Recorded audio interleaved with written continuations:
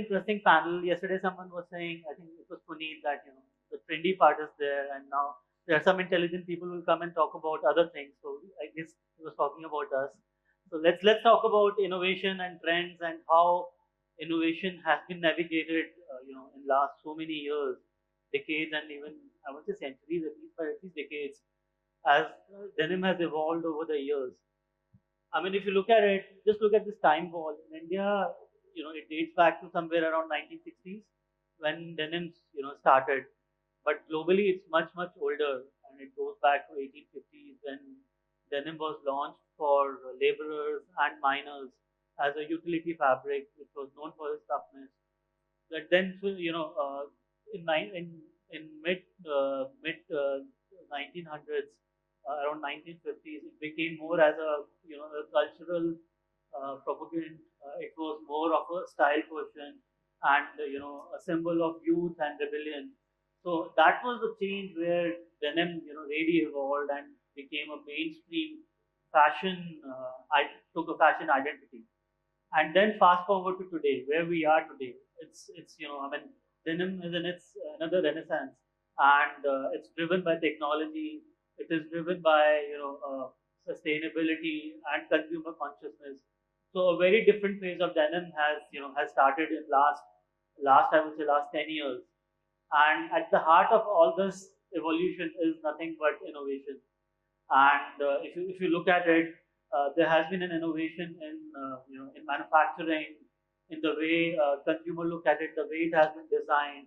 So so much has happened over the years, and especially now.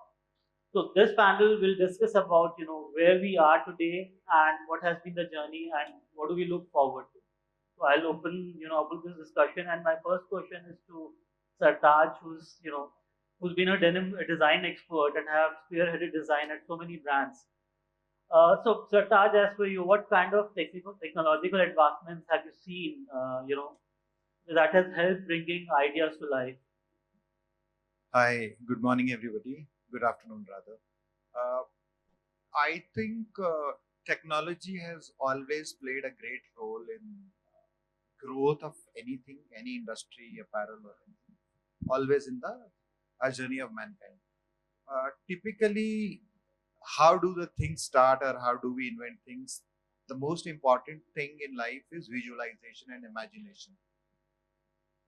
Technology helps us to translate that imagination or visualization into a more visible format for other people to kind of understand what we are what we want to create, or what we have created or we're going to create. So if you look at human mind is extremely powerful. You close your eyes for a minute and you can visualize everything. You can visualize how to make drones, how drones will fly, what will happen, what kind of clothes in present context. So over a period of time, technology slowly has helped in visualizing in reality the 3D dimension of products in our life. For example, a 3D printer. 3D printer is something which helps a lot of designers to kind of showcase their development without actually spending a lot in terms of doing a lot of practical model building and then corrections. So that's one example of technology. AutoCAD, that helps a lot in terms of draping. And just to give you live examples, when we grew up working with Indian brands and we wanted to showcase our creativity to the consumer, the first initial brush with technology was AutoCAD, where we could drape different kind of fabrics on models and kind of convert or represent our creation into 3D vision for anybody to kind of understand. Now, the latest thing on board is a AI technology, and AI assisted technology is helping a lot in terms of further enhancing what we want to showcase. Other than that, I've taken a little bit of notes also because it was quite technical that way. And then, of course, augmented reality, virtual reality, which is an immersive technology where you interact with a product and you can see that if you look around, they are part of our daily lives. For example, if you look at lens cart and if you want to shop, just I'm talking general, not apparel, you are easily able to, they use augmented reality or virtual for you to actually try and test how you would look, and then helps you to buy. So it's these kind of technologies which are generative, which are cloud based, which are very powerful, which are very parametric driven, algorithm driven, which understand the constraints of a product, and then which is able to give you an output in all formats, whether it's products, whether it is automobile, whether it is apparel. And going forward,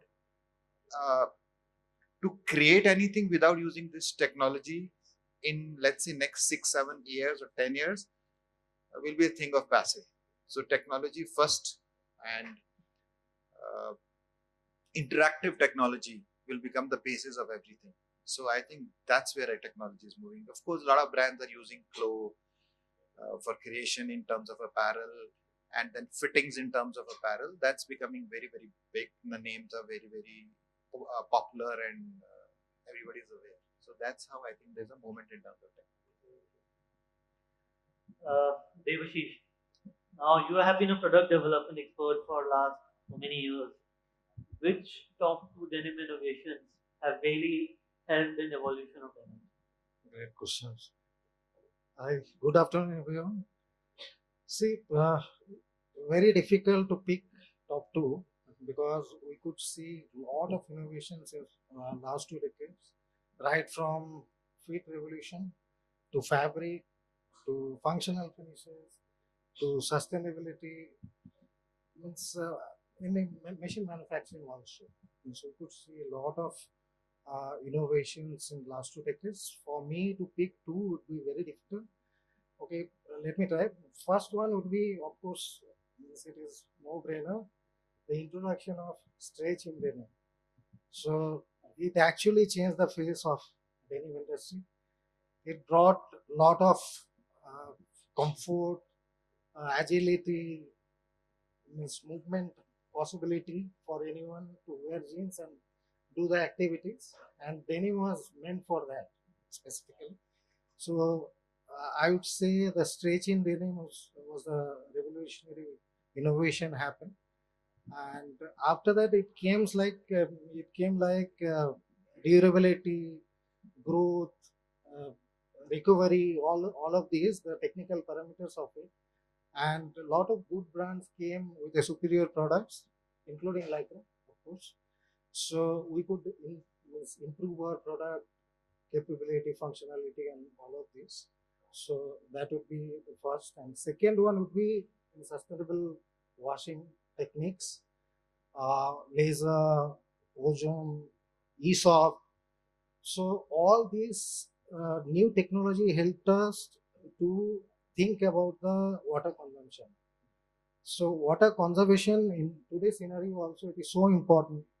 Means we could see in every government policy, so everywhere it is mentioned water conservation is must. And recently India Pakistan, what happened, Sindhu water this thing. So it's so important to conserve these water natural resources for us, and I'm glad that with all this technology, denim industry is future ready, and hopefully we can bring a lot of other innovations in these specific areas. So these 2 would be my pick. Yeah. So waiting for you. With the changing denim trends, what technological changes have you seen in the manufacturing of denim, like say weaving and processing to start with, but other things also, but at least in weaving and processing, what changes have you seen? Thanks, Rishi. Good morning, everyone. Honestly, on denim fabric manufacturing scope, if you're talking about weaving, the technological advancement happening more driven by productivity. So I would not see that weaving technology has changed drastically over the last 10 years. It's only, but one help is happening because with productivity focus, you're using less steam, so less air, so less energy. That's what I was focused on weaving. The weaving perfection improvement, I don't think so. But maybe weaving is more capable to handle high stretch fabric weaving. That's one thing happened. More changes happened in the processing side. Again, focusing on water saving, but it's more than machine driven, it is chemistry driven. How do you use less water in dyeing? How do you use less water in processing? And one more thing is happening. I mean, trend-wise, the trend also is helping sustainability, because I see these two gentlemen preferring more denim, which are directly finished, which used to be done 50 years back, right? So I think we are seeing less processing happening in fabric. So fabric aesthetics are preferred, which are less processed. That's what's happening. Yeah? Right? Thank you. Teru, so you, or LYCRA company, being a pioneer of stretch, so which consumer needs in denims have you identified as the most important ones over the last 2 decades? And what kind of solutions have you come up with to address those needs? Thanks, Rishi. So good afternoon to all. As a pioneer in the industry, LYCRA,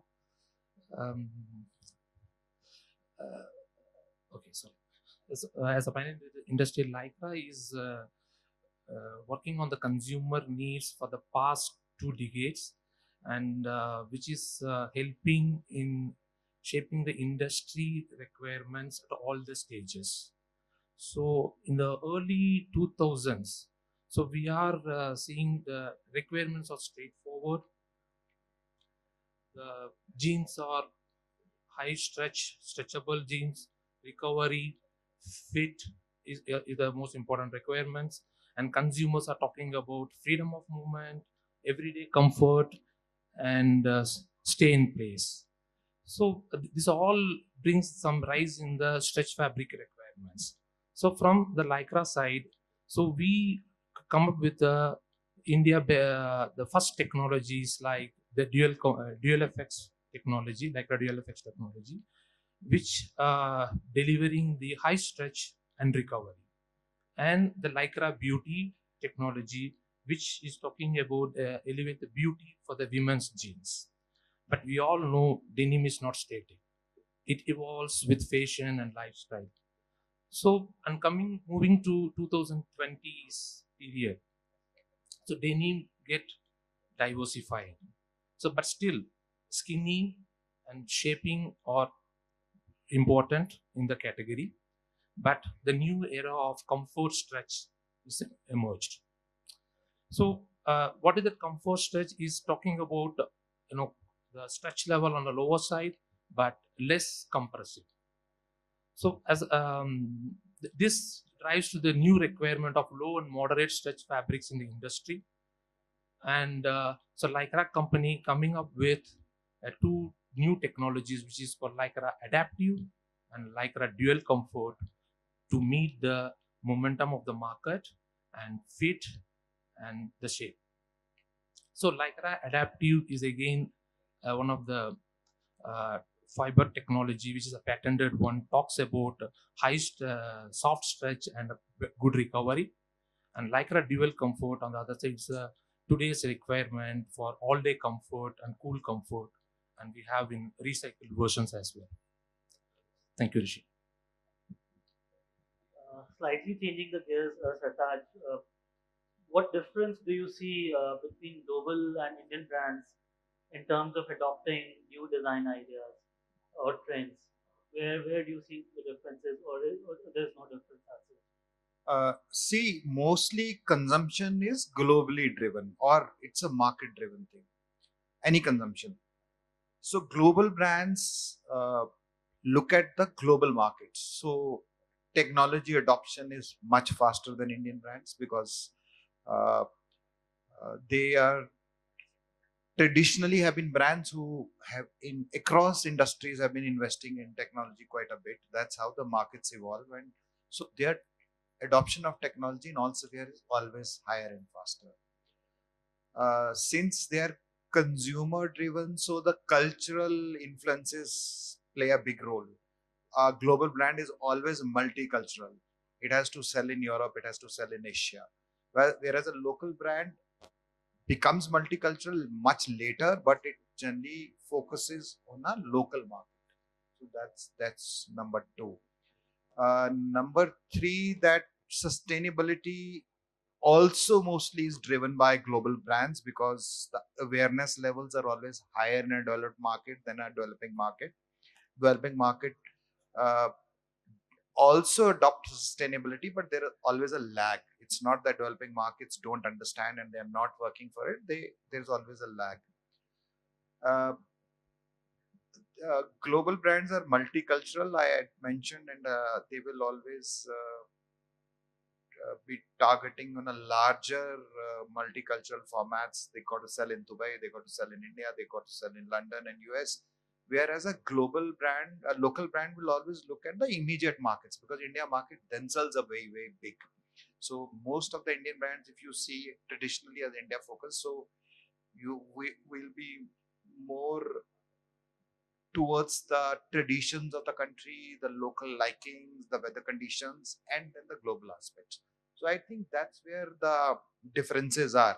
So there's always lag on these couple of things in terms of technology adoption, in terms of cultural adoption, in terms of uh, local approach. I would say global and local. So somewhere the local approach is bigger than the global approach, whereas a global brand is always global. And the global brands, those who do not understand multicultural aspect of the consumerism, then they tend to fade away. And we have seen many brands fading. But brands which are able to transgress boundaries, which are international appeal, have sustained and have become big. So that's how I see things. Same question for you, Debashis. How do you see that difference? See, trend adoption, I would say there is a real lag. Means it varies from several weeks to months, I would say, and it's a reality. Means we have to accept that. And because of few reasons, means it's a combination of I would say the cultural differences, the socio-economical variance across India, and then actually we are getting the entire information of that product, that trendy product. It takes time to reach India. So whether it is information or the actual product to come to India, it takes generally means good amount of time. I would say means sometimes it is months also. Right. Having said that, means online brands they are adopting it very quickly. Means if I compare offline versus online, uh, because of mainly two factors. One is the internet penetration and the digital economy what India progressed. So everybody is having internet, everybody can see what trend is going on. So that awareness is helping them to bring that trend into India very quickly. And another advantage what online is having, some of the online brands they are making their products live from foreign countries, like from China, from Vietnam, from Turkey. So I should not take the name of Turkey. So anyway, so it is an advantage. Means like for them to make it live, although the uh, delivery timeline is 15 days and so, but even then they could capture the real time trends. It's almost real time. I would not say the same time they are capturing, but they are ahead of uh, means in this competition, you know. And because of AI influence and internet penetration, this gap is actually getting reduced day by day. And hopefully, means the day will come when means we'll go neck to neck with the trends what means world is following.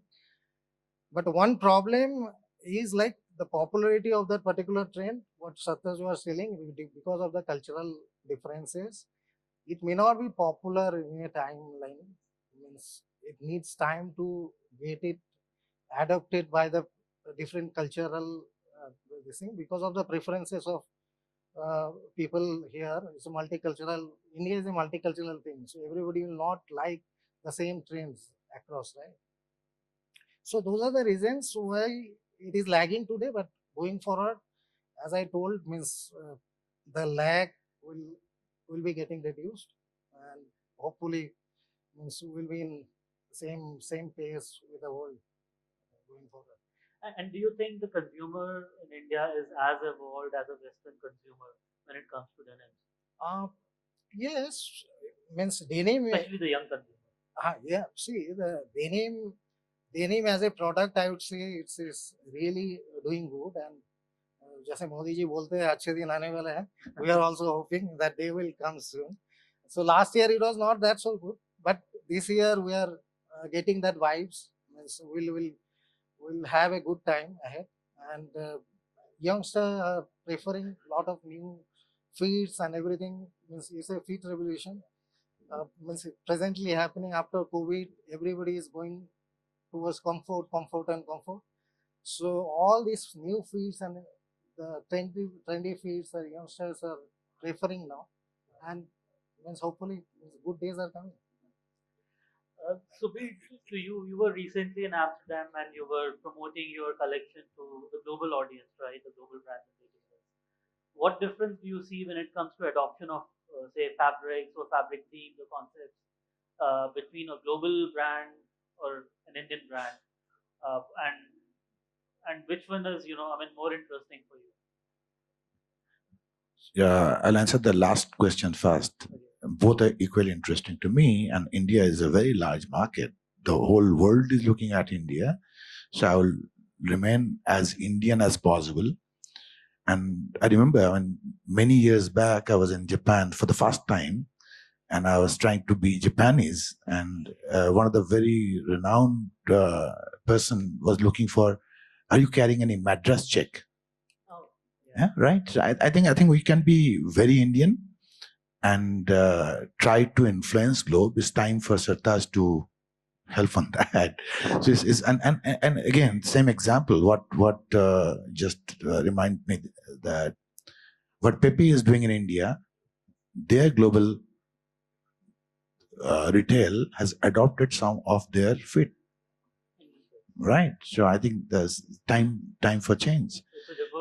Is a reverse. I mean, is it going to happen at this point in time? Because we are still nascent in denim and fashion, India, but the youngsters are well exposed. They know what's happening globally, and now their mind also is working. I mean, I don't necessarily need what the LA streetwear is. I need something which is Indian streetwear. The weather is very different. The body structure is very different. And the preferences are very different.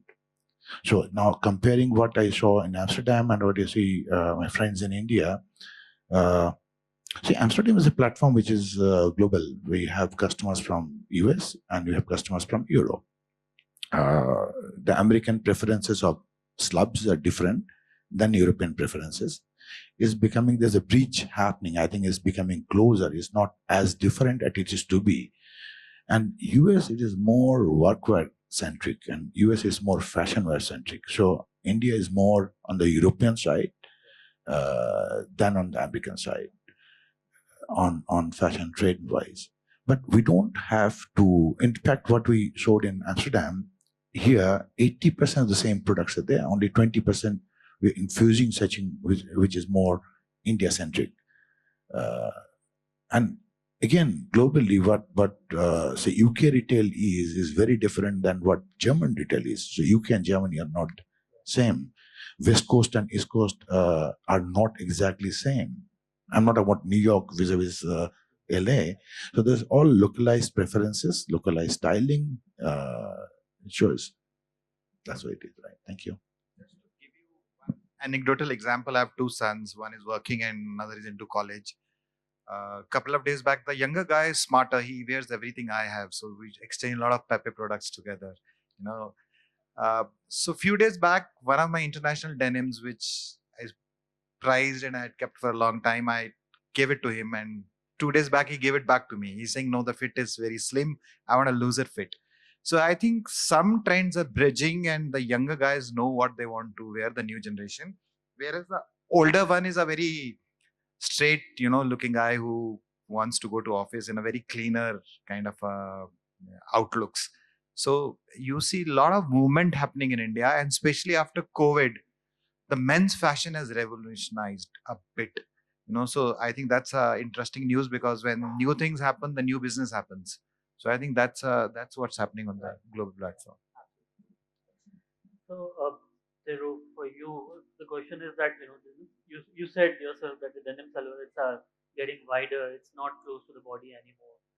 So, what changes have you seen, or what changes have you seen in the needs of the consumer, and how you have responded to this? Have you introduced any innovations to cater to this trend? It's okay. It's okay. So adding to Shardar, he talked about men's, and these days trends are changing so quick because there are fast fashion brands are making it happen with a shorter time. So the wide and relaxed silhouettes are gaining popularity these days, and especially on the women's category. And this doesn't mean that it's the high stretch fabrics are disappearing from the market. It is still there, and instead it become more intentional, I can say. So the stretchy, the less stretch is becoming everywhere, and more on the localized, targeted stretches. So this change in the trend brings some new concept called targeted stretch on the garments. So today consumers are looking for localized stretch and comfort on their product, as he explained for his son. So from the LYCRA company side, what we responded to the market with the introduction of the LYCRA FitSense technology, which supports on the targeted stretch on the garment, on the consumer, and that brings that targeted stretch is coming with the inherent of the fiber what we are using on the product. So this invisible compression on the fabric on the garment, and that is not impacting or no compromise on the aesthetic feel and look of the denim. And this gives everyone or everybody who needs support on the garment, either in the waist or in the leg or in the bump or anywhere, you can make customized. Okay. Okay. So in last 10 years, Sartaj, as per you, which fabric innovations have been the most impactful? Fabric as well as garments, I would say. Which have been the most impactful ones? I think a lot of innovations happened in last, I would say 15 to 10 years. Innovations happened on the fiber stages due to many reasons. Sustainability was a under the table kind of a thing which pushed it. I was just speaking to somebody in the morning that in Alan Solly, when I was the design director in 2002, we launched a collection called unknowingly sometimes Tencel. And then Tencel was acquired by Lenzing, and I happened to travel to Austria to visit Lenzing before they even entered India. That was just out of curiosity. So that was where the circularity actually came in, because it was wood pulp generated fiber, and we were that was getting blended into cotton. So there's a clear cut technology in terms of fibers based on sustainability, and then technical things came in. So dry tick became very big, let's say 10 years ago, and stretch, same thing in 2002, to sell stretch to men's in Alan Solly was almost an impossible idea. When we did our first stretch trousers, we did not really know who to sell to. But now almost every product, except for the rigid trend which came in, had lycra and stretch was a very important component. So it was more of a mobility, more of a functionality, more of a circularity. So these are few big things, and now there are big brands which push that. So Lenzing clearly circularity, then recycling plastic, which is again sustainability, and that's it. I think eco-nil, if I'm not wrong. So, and then he spoke about ergonomity, that means the mobility and how the stretch solution is being given to a human movement. So these are the three big trends: sustainability, variability, functionality, and mobility. And what solutions have been, as you said? Yeah, and solutions. And now there are brands which are known for that. Initially, apparel brands were known. Now the technology brands are known. So that's the moment I see. So that's good for. And I think the biggest trend, overarching trend, would become sustainability, because that's extremely important for environment. And I genuinely believe that India, from thousands of years, has always believed in sustainability. We have gods who believe in air, water, and we pray to them. I think that's something which we all need to recognize, and we understood it long time back. Then it got lost in the transaction, and I think it's back. We are valuing air, we are valuing wind, we are valuing water, we are valuing soil. So that's what everything is happening everywhere. Debashis, as per you, is it innovation that follows the trend, or it's other way around? And share some examples just to for us understand. I would say innovation is the first step.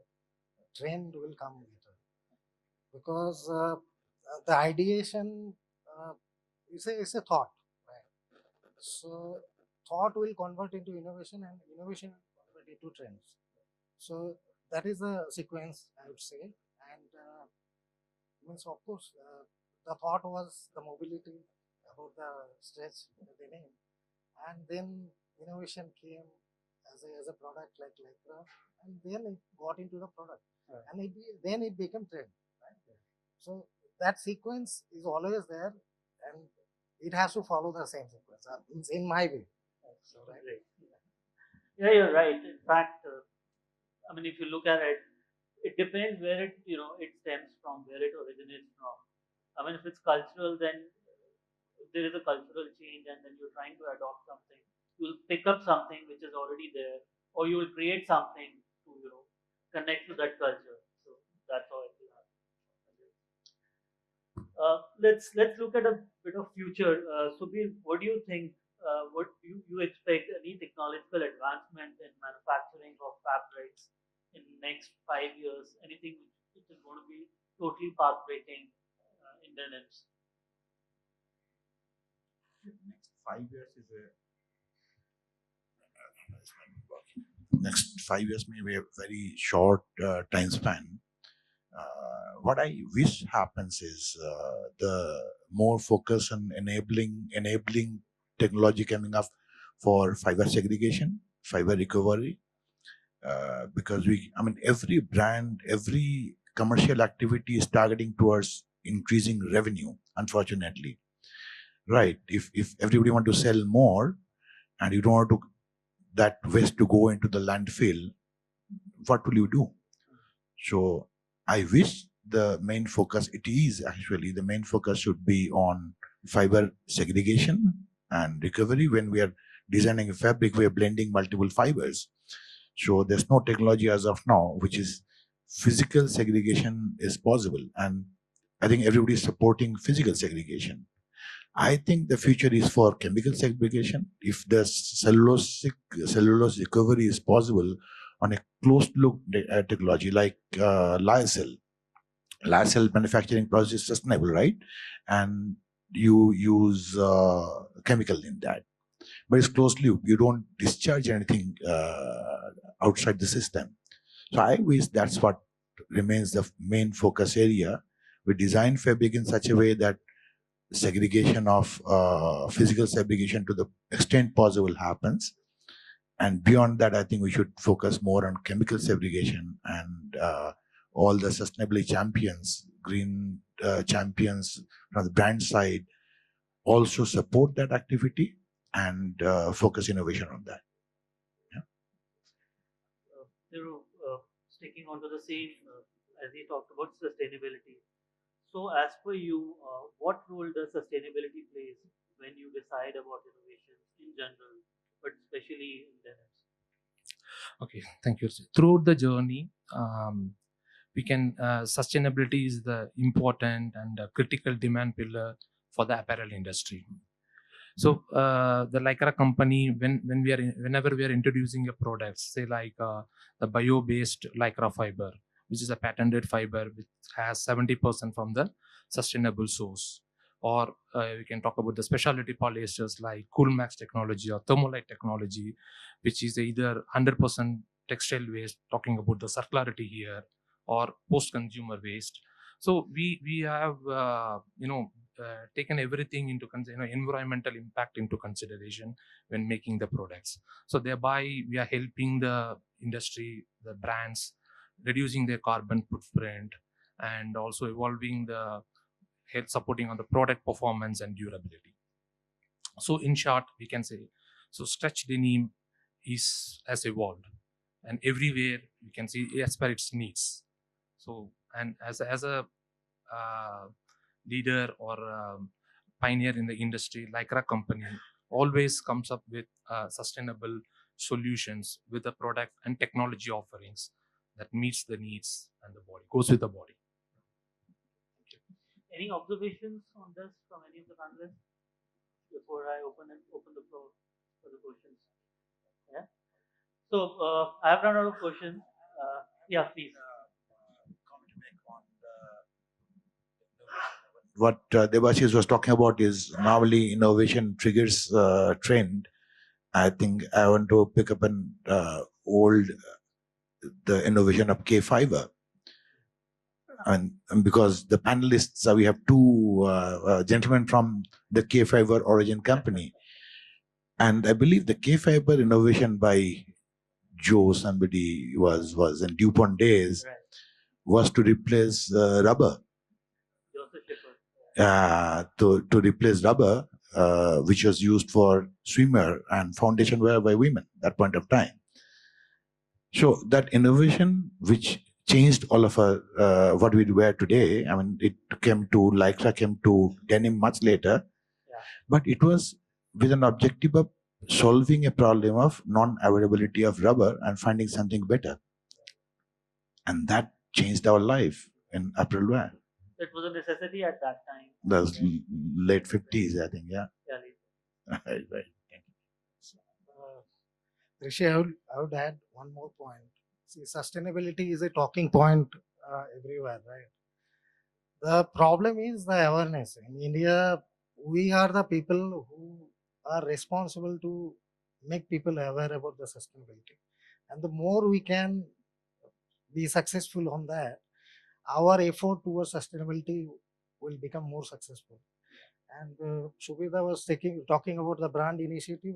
I think every big brands or moderate brands, they have taken in their priority list, sustainability is one of top 3 priority list, right? So the thing is, like, our responsibility, we have to go out all out to make people aware about the sustainability so that we can drive it more successful way, and we can take a lot of more initiative so that we can make this planet better place to live.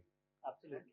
I think when you talk about innovation as such, inherent or underlining is sustainability. Somewhere I think it is related to sustainability. Otherwise, innovation without sustainability doesn't have any meaning. If it doesn't solve any problem which is today, towards excessive use of something, natural resources, it doesn't make sense. Yep. Thanks. Yeah. So questions from the audience, please. Yeah.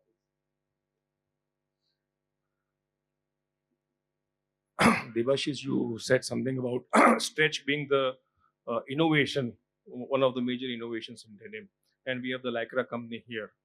I come from Ahmedabad, where today every year we see an increase in temperature. No, we were at 40, we are today at 45 degrees, and I see the future that Ahmedabad will be 50 degrees. Why can't there be an innovation in stretch by which we make a fabric which we can wear in a 50 degrees temperature atmosphere and feel that we are in 30 degrees? And that could then be the next innovation that I would think, which we can use in denim and warp and weft as stretch, and try to make a fabric which will give us a comfort when we wear it, that we're in a 30-degree atmosphere. How would you think on this? Good questions. It is LYCRA company to decide whether that innovation come from them. But as a brand, I would say, means we are into it. We are making fabric which will give you more comfort in higher temperature. So we are in the verge of launching those products. Very soon you can get it from market. Okay, there are several other technology, whether it is PCM or infused technology, both we are trying so that people can wear in high temperature and get that comfort. Come to Pepe store, we have already launched it called Taser. So thank God we are ahead at times. As asking support from the LYCRA company, so we have a technology called LYCRA Dual Comfort, which can be used for the stretch and cool comfort on the garment. So we have a product on that. Thank you. So we have some solutions for you. There's a lot of work happening on Yeah. thermoregulatory fabrics. So India being typically hot and cold both. So there are a lot of work which happens. So it will happen over a period of time because commercial aspect comes into play. So eventually a lot of temperature control is becoming.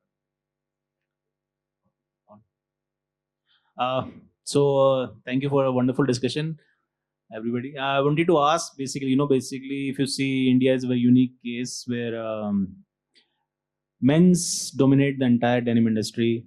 We have around 75 to 80% is men's products, and balance is women's, which is quite reverse to what happens in the world. Of course, there are so many cultural factors which contribute to that. But still, is there any innovation possible which helps to increase the penetration in the women's segment? If you look at women's wear denim adoption or a western wear adoption, it's increasing regularly. That's because the cultural influences. So typically Asian countries and India has been always been a male dominated. So Western clothing we have adopted for men for a very long time. But in India, ethnic still is very, very big for women. So it's a direct correlation between what are our wearing habits, what are our traditions. So it's becoming big. And even in women's wear, the level of innovation are similar because LYCRA, you see, actually hit women's wear in a much bigger way, faster way than actually it came to men. So a lot of innovation, you'll be surprised, come from women. They lead. Take everything, it comes from women. Yeah, that's true. I mean, but let's say when we are talking about ethnic factors, so I mean, probably more innovation is required to address those ethnic wear. I mean, we're not traditional jeans. Apart from traditional jeans, probably we need to address more of ethnic wear in denim. Not necessarily, because see, there are two ways of looking at. One is adopting product to lifestyle, and one lifestyle changing and bringing new products in. So that will evolve over a period of time. So I say if you look at most of the technologies which have come into menswear, from drapey fabrics, lensing, tencel, it actually was meant for women more than men. If you look at LYCRA, women more than men. If you look at dry tech and thermoregulatory fabric, from women to men, actually women lead honestly, but men just take the credit and make it big.